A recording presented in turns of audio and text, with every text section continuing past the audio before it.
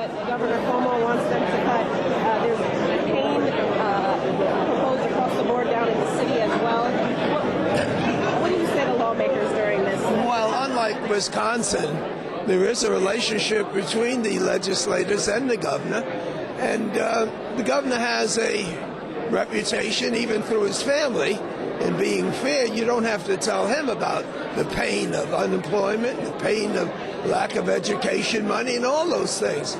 So it's going to be rough, but you deal with a rough bunch of assemblymen here, and I know most of them, and I think in New York we'll have a more honest, level playing table than what the Tea Party is doing in Washington, where they are just doing theater in terms of cut, no compromise. So I have more confidence in the state than I do have in the House right now. What do you think of the governor's budget? Does it cut too hard on the poor and the working class? Well, I think I have to get a better handle on the problems that we're having in Washington before I start giving an analysis of what's happening.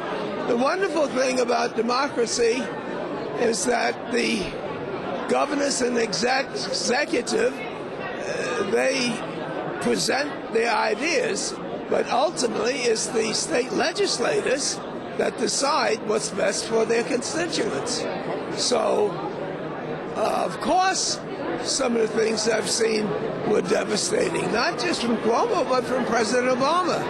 And saying that these are programs that you held dear to your heart doesn't help for those people that are going to lose the services. But once again, we have the Senate. They will be renegotiating, and we get two cracks. One is the continuing resolution, and then we have to deal with the 2012 budget. So we'll get a chance other than what happened the other night, which was just a circus. Congressman, there's a lot of talk in New York about changing the redistricting method. What do you think of that? Well, no one's discussed it with me, and the real question is it going to be better? And I don't know whether it has. How's the current system? What do you think of the current system? Does it work? Well, it sure works in the Congress, because in the Congress, Republicans and Democrats have a respect for each other to make certain that there's some equity in terms of the congressional lines. Even when you lose two in New York, most people would expect that we lose one Republican and one Democrat. That's a political decision. And if you find someone that just know how to make square boxes, it may not work out with that type of equity. And then, too, the Constitution requires continuity. And there's a civil rights issue that's involved there, too. So really, it's who will have the pencil, if not the state legislators. Because state legislators are accountable to a constituency. But when you say there's talk that there'll be another way, there has been no talk about what is the other way. An independent commission. Hey, independent is a very fluid term. Is it my independent or someone else's?